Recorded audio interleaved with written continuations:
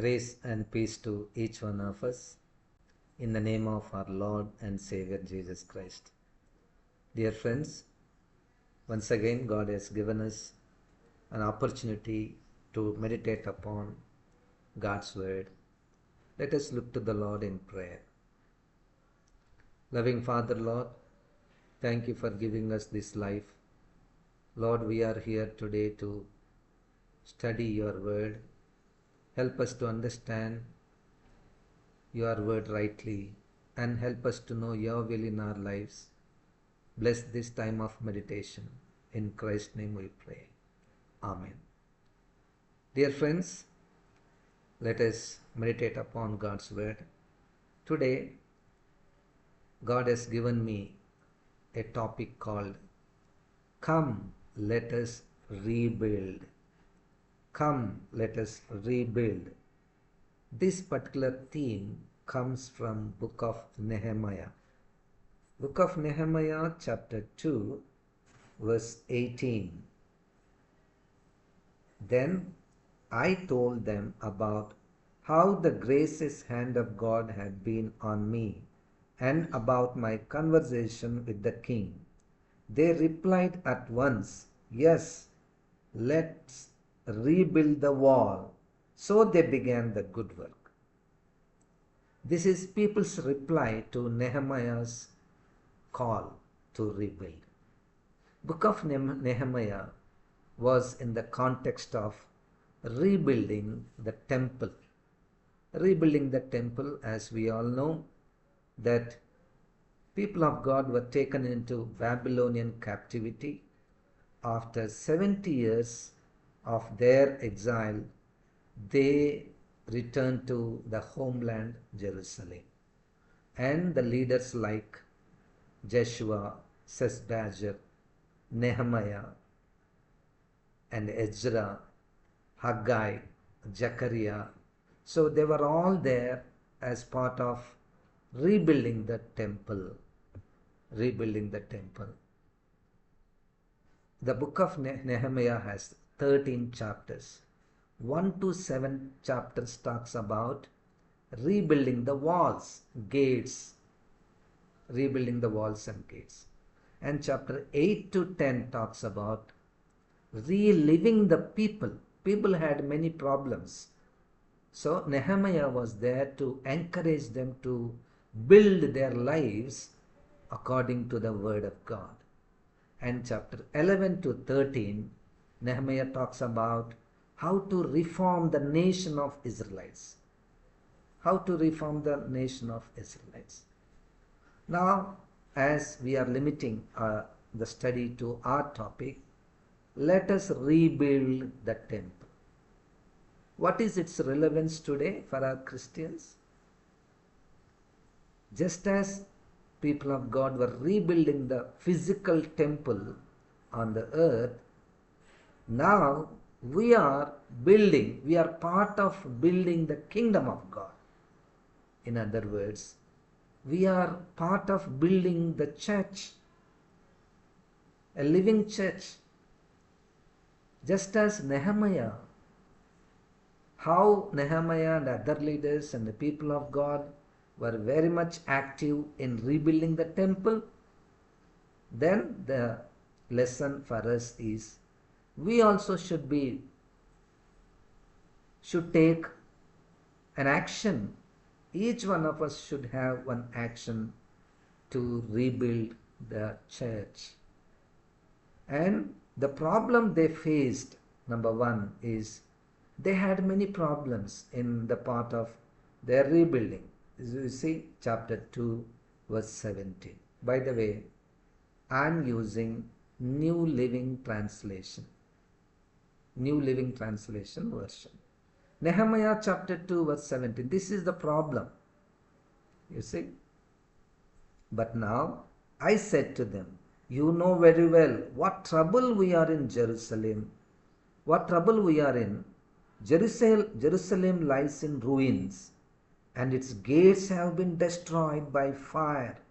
Let us rebuild the wall of Jerusalem and end this disgrace.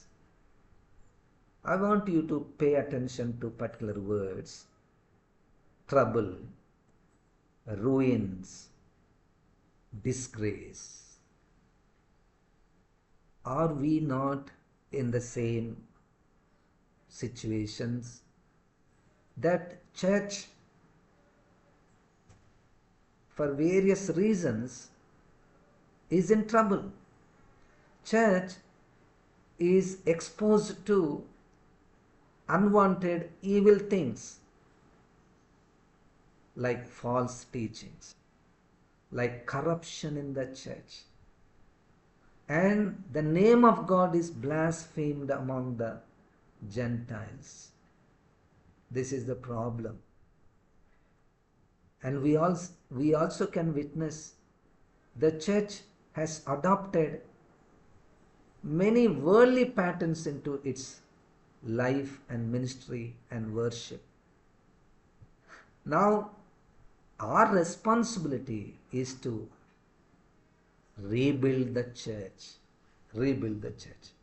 What is an objective for each one of us? What is an objective for each one of us? Chapter 2, verse 17. Let us rebuild the wall of Jerusalem. Not only wall, let us rebuild the gates. And in the context of Nehemiah, people were not observing the Sabbath. So Nehemiah was not only rebuilding the wall, he was rebuilding the gates. Not only gates, he was rebuilding the law. In chapter 8, we can read about the importance of the law for the people of God. People of God had to learn the word of God. That is an objective for us. In Ephesians chapter 4, verse 12 and 13, we see that in order to bring church into maturity, a full maturity in the likeness of Jesus Christ, God had appointed pastors, evangelists, apostles, prophets, teachers. So we all have responsibility, just like Nehemiah, Haggai, Zechariah, Ezra, to rebuild the church. To rebuild the church. So in order to rebuild the church, our topic today is let us rebuild. Let us rebuild. The first thing is we should have an ideal leadership just like Nehemiah. Just like his colleagues, just like Ezra. We leaders have to have a model life, the life after the heart of God, ideal leadership. See in chapter 2, verse 17, but now I said to them, you know very well what trouble we are in. Jerusalem lies in ruins, and its gates have been destroyed by fire. Let us rebuild the wall of Jerusalem and end this disgrace. Here the leader Nehemiah took initiation. Let us. In chapter 1, verse 17, book of Hebrews, chapter 1,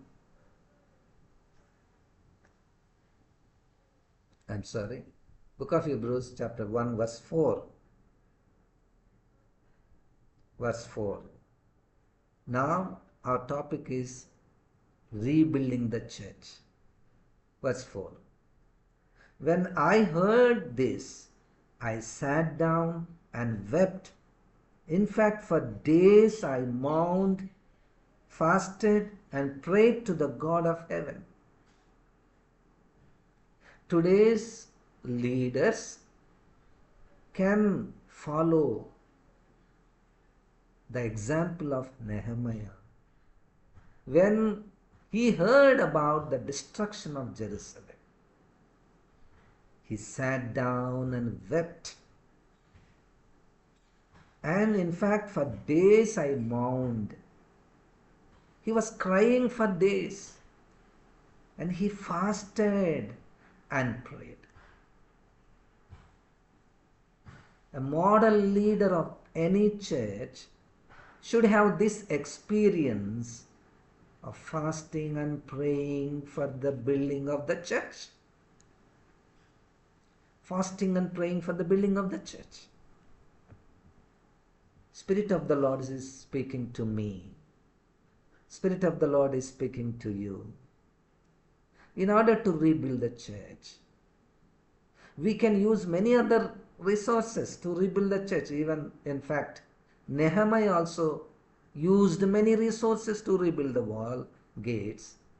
But primarily, he prioritized his mission of rebuilding with prayer, fasting and prayer. Chapter 2, verse 20. Chapter 2, verse 20. In this message, I am going to highlight what is the role of the leadership, number one. Then, what is the role of the believers, number two. And above all, we have to trust in the God who is going to help us in the process of rebuilding the church. Now, Nehemiah chapter 2, verse 20. I replied, the God of heaven will help us succeed. We, his servants, will start rebuilding this wall, but you have no share, legal right, or historical claim in Jerusalem. The leader took his strength in trusting in the Lord. After all, we all know the head of the church is Jesus Christ. Head of the church is Jesus Christ. How the leaders of church should be in the process of rebuilding the church. Chapter 5, verse 16 of Nehemiah. Chapter 5, verse 16. I also devoted myself to working on the wall and refused to acquire any land. He himself was working. See, by title, by position, by identity, Nehemiah was a governor to the people of God, but he himself was working. Here, this is also a lesson. As the servants of Jesus Christ, we should take the model of Nehemiah and the model of Jesus Christ, who also says that I did not come to be served, but to serve, So leaders should take this lesson of working. He himself worked. In chapter 7, verse 2, book of Nehemiah, chapter 7, verse 2. I gave the responsibility of governing Jerusalem to my brother Hanani, along with Hananiah, the commander of the fortress, for he was a faithful man who feared God more than most.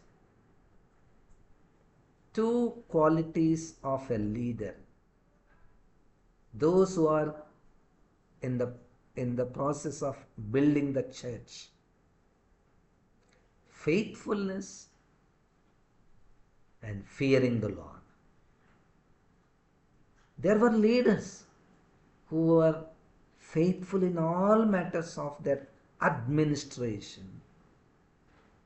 Today, church administrators should be faithful in the process of rebuilding. And we all know chapter 8 of Nehemiah talks about. Nehemiah, being a leader, good leader, thought, my church people should know the word of God.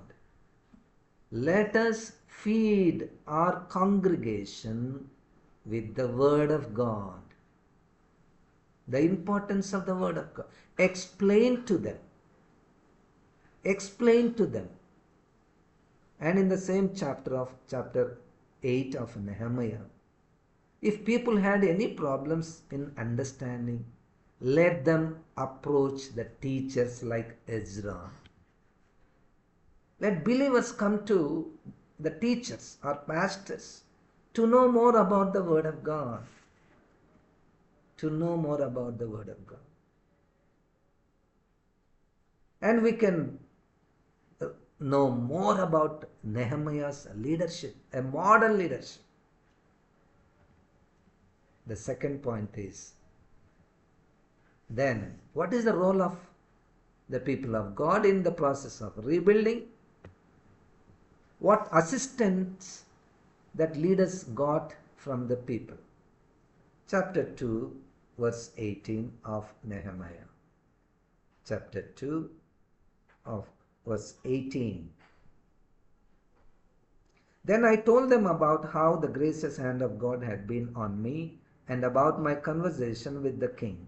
They replied at once, yes, let's rebuild the wall. That was the response from the people. When a leader, a pastor or evangelist or any prophet gives any direction to the church, to the believers, in the light of the scriptures, then believers ought to respond positively saying, let us rebuild the wall. Let us rebuild the wall. And we all know chapter 3 of Nehemiah, the whole chapter 3 book of Nehemiah talks about how people of different categories of people were very much part of rebuilding the wall and gates.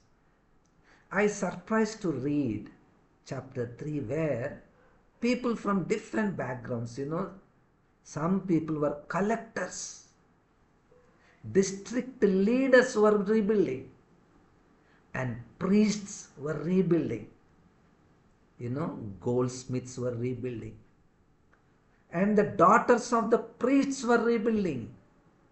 Merchants were rebuilding. And many other. You see, we all know that we are the body of Jesus Christ. And we are all members of the body of Jesus Christ. And we all have to be part of rebuilding the church. Everyone, according to the ability God has given to us, we should be part of rebuilding. Chapter 4 of Nehemiah, verse 9. Chapter 4, verse 9. What people were doing? But we prayed to our God and guarded the city day and night to protect ourselves. Leader and people, together, they prayed to God. They were in the process of rebuilding. They were in the process of building the people's lives. They were in the process of building the families. They were in the process of building the worship. In the context of Nehemiah, they faced many adversities, many problems. They were praying. That is the assistance from the people. Now, thirdly, first thing we read, we have seen the role of leadership in the process of rebuilding. And second thing is the role of people in the process of rebuilding. Third one is, yes, we are all doing many things in the process in rebuilding the church. Then the God is there. The God is there above all. Chapter 4. Chapter 4, Nehemiah chapter 4, verse 14 and 15. Then, as I looked over the situation, I called together the nobles and the rest of the people and said to them, don't be afraid of the enemy. Remember the Lord, who is great and glorious, and fight for your brothers, your sons and your daughters, your wives and your homes. God is there to fight against our enemies. Don't be afraid. God is there to fight against our enemies. Enemies in flesh and blood, enemies in spirits. God is there to fight against all such enemies. Verse 15, book of Nehemiah, chapter 4, verse 15. When our enemies heard that we knew of their plans and their God, and that God had frustrated them, we all returned to our work on them. God frustrated their plans. God is there to help us. Chapter 6, verse 16. Chapter 6, verse 16. When our enemies and the surrounding nations heard about it, they were frightened and humiliated. They realized this work had been done with the help of God. This work had been done with the help of God. How can this church can be rebuilt and transformed into the maturity of Jesus Christ? God is there to help. God is there to help. Finally, few applications. What is our objective of our church today? What are we building today? Number one. Number two, are we studying the Word of God? Are we building our church on the foundation which is Word of God? Why don't we take decision to read the scriptures closely and make these scriptures as foundation for our Christian life and mission? Thirdly, just like leaders and people of God, spend time in prayer, fasting and prayer, and trusted in the hand of God, in the mighty power of God. May the Spirit of the Lord help us to take these words into our day-to-day lives, Christian lives, and particularly in the process of rebuilding the church. Let us pray. Loving Father, gracious God, thank you for speaking to us. Help us to walk accordingly. Help us to be faithful in rebuilding your church. Bless each one of us. In Christ's name we pray. Amen. May God bless us.